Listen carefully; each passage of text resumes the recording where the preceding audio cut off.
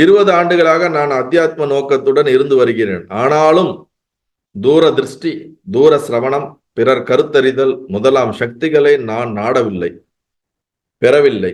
இவ்வுடலில் கட்டுண்டு அடைபட்டிருக்கிறேன், என்ன செய்வது? இது ஒரு நல்ல கேள்விதான். பல பேருக்கு இருக்கக்கூடிய சந்தேகத்துல ஒண்ணுதான். 20 வருஷமாக நான் ஆத்தியாத்ம நோக்கத்துடன் இருக்கிறேன். 20 வருஷமா நான் பூஜை பண்றேன், 20 வருஷமா தியானம் பண்றேன், 20 வருஷமா யோகா பண்றேன், 20 வருஷமா ஸ்பிரிச்சுவாலிட்டி சின்சியரா பண்ணிட்டு இருக்கேன். நான் ரொம்ப சின்சியர். நான் 20 வருஷமா என்னுடைய லைஃப் அப்படியே ஸ்பிரிச்சுவலுக்குன்னு டெடிகேட் பண்ணியிருக்கேன். இந்த கேள்வி கேட்கிறவர் என்ன கேட்கிறாருன்னா, நான் 20 வருஷமா ஸ்பெண்ட் பண்ணி என்னால தூர சிரவணம் அப்படின்னா எங்கேயோ நடக்கிறது என்னால கேட்க முடியலையே, மற்றவங்க மைண்ட்ல என்ன நடக்குதுன்னு என்னால சென்ஸ் பண்ண முடியலையே, அவங்க என்ன நினைக்கிறாங்கன்னு என்னால புரிஞ்சுக்க முடியலையே, தூரத்துல இருக்கிறத என்னால பார்க்க முடியலையேன்னு இந்த பல சித்திகளை நோக்கி ஈர்க்கப்படுகிறார். அப்ப என்ன அர்த்தம்? 20 வருஷம் நான் பண்ணனா எனக்கு இதெல்லாம் கிடைச்சிருக்கணுமே, ஏன் கிடைக்கல அப்படிங்கிறது அவருடைய கேள்வி. பிறர் கருத்தறிதல், தூர திருஷ்டி, எங்கேயோ இருக்கிறத இங்க இருந்து பாக்குறது, இந்த மாதிரியான சித்திகள்லாம் எனக்கு ஏன் கிடைக்கல? அப்படி கிடைக்காம இந்த உடம்புல நான் அப்படியே கட்டுண்டு இருக்கிறேன், இதுல அடைக்கப்பட்டு இருக்கிறேன், நான் என்ன செய்வது? பகவானே, எனக்கு இந்த பவர்ஸ்லாம் வரலையே, எனக்கு எப்படியா பவர்ஸ் வந்திருக்கணுமே. நான் காலையிலான தியானம் பண்றேனே, டெய்லியும் தியானம் பண்றேனே, சாயந்தரம் தியானம் பண்றேனே, டெய்லி நான் ஜபம் பண்றேனே, டெய்லியும் பரமாத்மாவை நினைச்சுக்கிட்டே இருக்கிறேனே, இவ்வளவு நினைச்சிட்டு இருந்தாலும் ஏன் துக்கத்தை அவர் எடுக்காமே இருக்கிறாரு? இவ்வளோ நான் 24/7 அவரை பத்தி நினைச்சிட்டே இருக்கிறேன், ஏன் எனக்கு இந்த மாதிரியான ஸ்பெஷல் பவரை கொடுக்கல? அப்படி இந்த இருந்து வேற லோகத்துக்கு போறது, வேற லோகத்துல இருந்து இங்க வர்றது, நாரதர் போற மாதிரி எனக்கு ஏன் பல விதமான சக்திகளை கொடுக்கல அப்படின்லாம் கேள்வி கேட்டீங்கன்னா பகவான் சொல்றார், ஆத்மாவாம் உண்மை ஒன்றே உள்ளது, பிறையாவும் அதனிலே தோன்றி மறையும் நிழல் கூட்டங்களே. காண்பான் காட்சி கான் பொருள் என்னும் திருப்படியெல்லாம் ஆத்மாவில் அடக்கம். தன்னை விட்டு எதையும் பார்க்கவோ கேட்கவோ நினைக்கவோ முடியுமா? பக்கத்தில் இருப்பதை பார்ப்பதற்கும் தொலைவில் இருப்பதை பார்ப்பதற்கும் என்ன பேதம்? இரண்டிலும் கருவி கரணாதிகள் இயக்கம் இருக்கிறது, இரண்டும் திருப்புடியே. அப்படி இருக்க தூர பார்வை தூர சிரவணங்களினால் என்ன விசேஷம் இருக்கிறது? மேலும் புதிதாய் வந்ததெல்லாம் போய்விடும், என்றும் இருப்பதே இருக்கும், சாஸ்வதமாய் தேய்வின்றி இருப்பது ஆத்மஸ்வரூபம் உண்மை ஒன்றே. போகிறேன் வருகிறேன் செய்கிறேன் என்னும் இயக்கங்கள் அனைத்திலும் தொடர்ந்து இருப்பது நான் ஒன்றே. ஒரு முக்கியமான ஒரு விஷயம் புரிஞ்சுக்கணும். இந்த இதுல என்ன சொல்ல வர்றாருன்னா, தூரத்துல இருக்கிறத நான் பார்க்கறதுக்கும், மற்றவங்க மனதுல இருக்கிறத நான் தெரிஞ்சுக்கிறதுக்கும், தூரத்துல இருக்கிறத நான் கேட்கறதுக்கும் கருவி கரணாதிகளுடைய இயக்கத்துலதான் வித்தியாசம் அப்படிங்கிறார். இந்த இன்ஸ்ட்ருமெண்ட் டூல்ஸ், அந்த டூல்ஸ் ட்ரெயின் ஆச்சுன்னா you can able to hear, கேட்க முடியும். இப்ப நம்ம கண்ணுக்கு ஒரு குறிப்பிட்ட தூரத்தை தான் பார்க்க முடியும், நம்ம காதுக்கு இத்தனை ஃப்ரீக்குவன்சில தான் கேட்க முடியும் அப்படின்னு இருக்குது. இந்த ஐம்புலனுக்கான ஒரு சட்டன் பேட்டர்ன், அதுக்கான லிமிடேஷன் இருக்கு. இப்ப இந்த லிமிடேஷனை பிரேக் பண்ணி இந்த டூல்ஸ் எக்ஸ்ட்ராடனரியா ஃபங்க்ஷன் ஆச்சுன்னா we can able to listen, வெவ்வேறு லோகத்துல இருக்கிறது லிசன் பண்ணலாம், வெவ்வேறு லோகத்துல இருக்கிறதும் பார்க்கலாம். அப்ப இங்க இருக்கக்கூடிய இந்த கருவி கரணாதிகளில் இருக்கக்கூடிய சேஞ்சஸ்னாலதான் இது நமக்கு கிடைக்குதே தவிர, அதனால ஒரு பெரிய ஒரு விஷயம் ஒண்ணும் கிடையாது. ஒரு சில பேருக்கு எக்ஸ்ட்ராடனரியா சில விஷயங்கள், சட்டிலான விஷயங்கள் கேட்கக்கூடிய சக்திகள்லாம் இருக்கும். அதனால எந்த ஒரு ஸ்பிரிச்சுவல் குரோத்துக்கும் அதுக்கும் ஆத்ம ஞானத்துக்கும் அதுக்கும் சம்பந்தம் இல்லை அப்படிங்கிறார். எந்த ஒரு சித்திகளாக இருந்தாலும் அந்த சித்திகள் அதை நம்ம ஒதுக்கிதான் வைக்கணும்.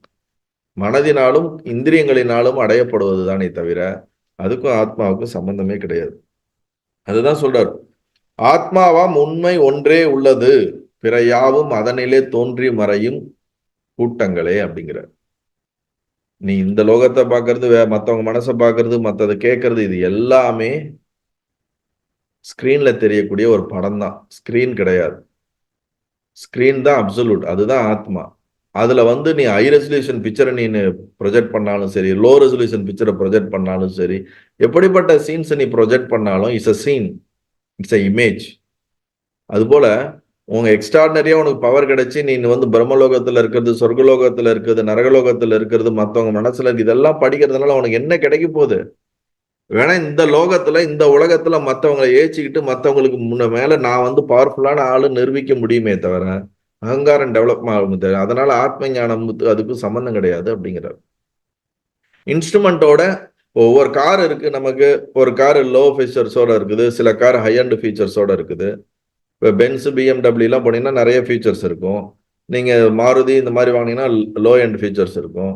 ஃபியூச்சர்ஸ் தான் வித்தியாசம், அதனுடைய குவாலிட்டி வித்தியாசம். அதுல வரக்கூடிய சுகம் வேற மாதிரி இருக்கு, இதுல இருக்கக்கூடிய சுகம் வேற மாதிரி இருக்கு. ஆனா எல்லாமே தரையில தான் ஓட்டி ஆகணும். நான் ஹை அண்ட் கார்னு வச்சிருக்கேங்கிறதுனால அது வானத்துல ஓடுமா? ஓடாது.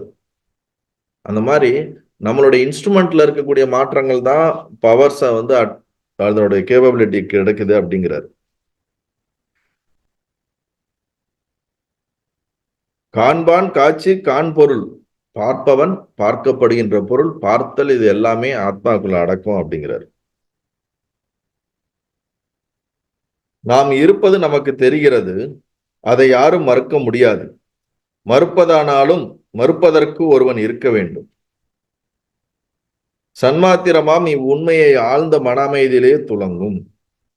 நாம இருக்கிறது நமக்கு தெரிகிறது அப்படின்னா எல்லாருக்கும் நீங்க இருக்கிறது உங்களுக்கு தெரியும். இல்ல எனக்கு தெரியல அப்படின்னு சொன்னா தெரியலன்னு சொல்றதுக்கு ஒருத்தன் இருக்கணும். ஆழ்ந்த தூக்கத்துல நீங்க எங்கெங்க இருந்தீங்கன்னா எனக்கு தெரியலைங்கன்னு. தெரியலைங்கன்னு சொல்றது யார் சொல்றா? நீங்க அங்க இருந்தாதானே உங்களுக்கு தெரியலன்னு சொல்ல முடியும். இப்ப இப்ப இந்த ரூம்ல நான் இருக்கிறேன். இந்த ரூம்ல நான் வந்து புலி இல்லை அப்படின்றேன். நான் புலி இல்லைன்னு நான் சொன்னாலும் இது சொல்றத ஒருத்தர் நீங்க தூரத்துல இருந்து இப்ப கேட்குறீங்க, விட்னஸ் பண்றீங்கன்னு வச்சுங்களேன். அப்ப விட்னஸ் பண்ற ஒரு ஆள் இருக்கும்போது, இல்ல இந்த இடத்த நான் பார்க்கக்கூடிய ஒரு ஆள் இருக்கும்போது தானே அதை சொல்ல முடியுது. இப்ப நான் இல்ல அப்படிங்கறத சொல்றதுக்கு ஒரு விட்னஸ் ஆன ஒரு பர்சன் இருக்கிறான். அந்த விட்னஸ் ஆன பர்சன் இல்லாம சொல்ல முடியாது. இப்ப கனவு, தூக்கம், விழிப்பு, இந்த மூணுல விழிப்பு இப்ப நம்ம பேசிட்டு இருக்கோம், உங்களுக்கே தெரியுது. கனவு உங்களுக்கு தெரியுது. ஆழ்ந்த தூக்கத்துல நான் எங்க இருந்தேன், எப்படி இருந்தேன், என்னவா இருந்தேன்னு எனக்கு தெரியல அப்படின்னு சொல்றது யாரு? அங்க ஒருத்தன் இல்லாம அங்க இருக்கிறத எப்படி நம்ம சொல்ல முடியும் அப்படிங்கிற கேள்வி வரும்போது தான் பகவான் அழகா சொல்றாரு.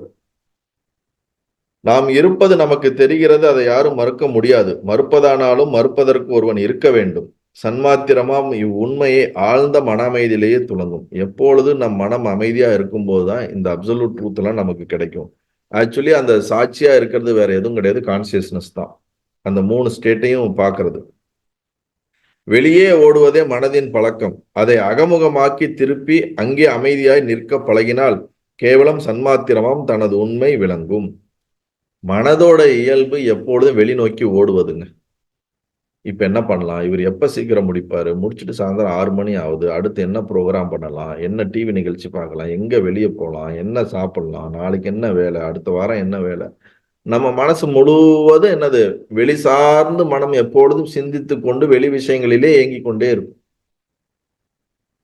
அதை நம்ம உள்நோக்கி திருப்பி நம்ம கண்ணை மூடி இப்படி உட்காடுறோம் அப்படின்னா எனக்கு எண்ணம் வருதா, எங்க இருந்து வருது எண்ணம், எப்படி எல்லாம் எண்ணம் வருது, எண்ணம் எந்த விதமான தன்மையில இருக்குது, இப்ப நான் யார், எண்ணம் எங்க இருந்து உற்பத்தி ஆகுது, இந்த மாதிரி உள்ளுக்குள்ள என்னுடைய மனம் எப்படி இயங்குது, எந்த விதமான உணர்ச்சிகள் எனக்கு எண்ணங்கள்ல வருது, என்னால ஒரே இடத்துல மனதில் நிற்க எண்ணங்கள் இல்லாமல் இருக்க முடியுதா, இல்ல ஒரு புள்ளியில் நான் தாரணை பண்ணணும்னு நினைக்கிறேன், என் மனம் அதுல போக்கஸ் ஆகுதா.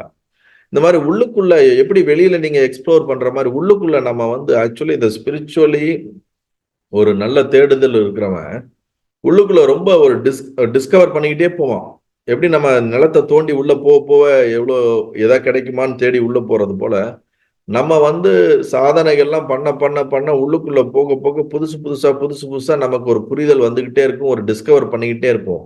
ஆனா அந்த டிஸ்கவரி எல்லாமே அப்சல்யூட்டா இருக்காது, அது ரொம்ப லாங் ஜேர்னி போகணும். ஆனா நமக்கு ஏதோ ஒண்ணு புதுசு புதுசா நம்ம அறிவுக்கு வந்து தென்பட்டு கொண்டே இருக்கும். இது சரியா, அது சரியா, இப்படி தெரியுது, அப்படி தெரியுது, இது இந்த மனம் இப்படி பேசுது. இந்த மாதிரி நம்ம உள்முகமா பயணம் செய்யும் போது கண்டுபிடிக்கக்கூடிய விஷயங்கள் தான் நமக்கு வந்து இன்ஸ்பிரேஷன். நம்ம சரியான பாதையில போறோம்.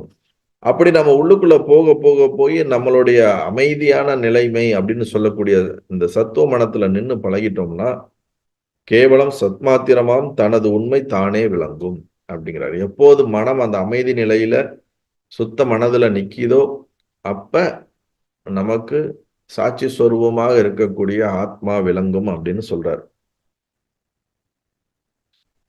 உடனே அந்த நபர் சொல்றார், பகவானது விளக்கம் மிகவும் சுவாரஸ்யமாக இருக்கிறது.